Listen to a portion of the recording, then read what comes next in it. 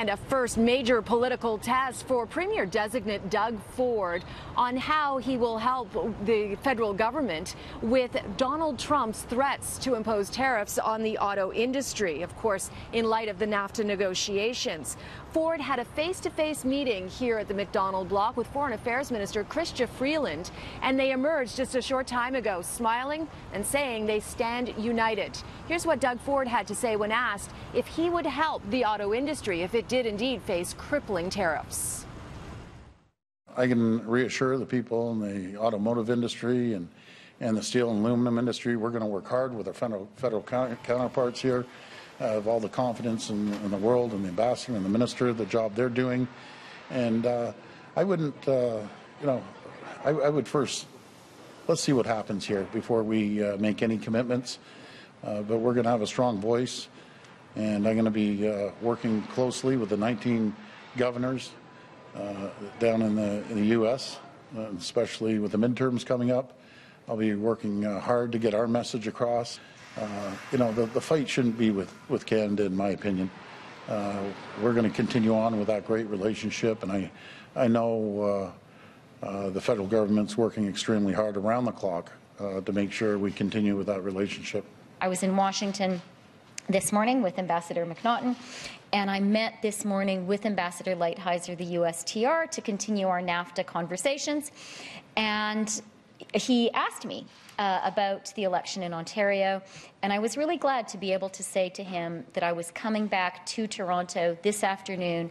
I would be meeting with the Premier-designate, and that we have, and I'm confident will continue to have, a very strong united position.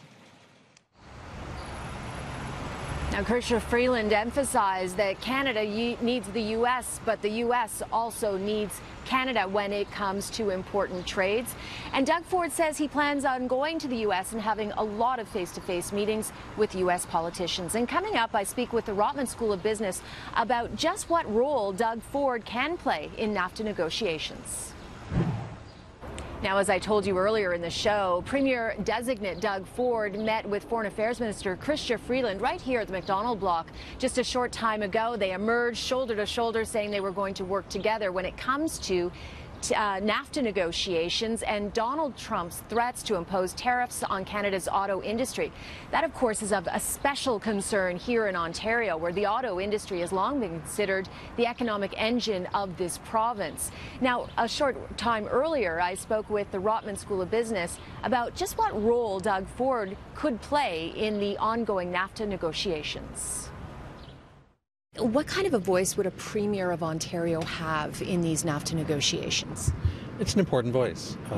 It's important in the sense this is a discussion that needs to involve and has been involving people at the federal level, people at the provincial level, people at the major cities, and really people across civil society in Canada.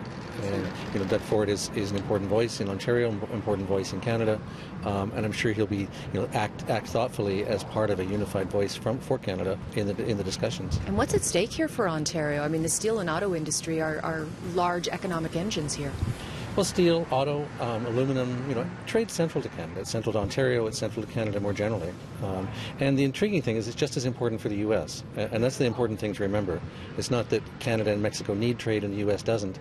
U.S. can't stand on its own any more than Canada or Ontario can stand on their own. And so we need to keep having the discussions with that recognition, with the expectation that sooner or later we're going to arrive at some sort of point that we'll all agree on.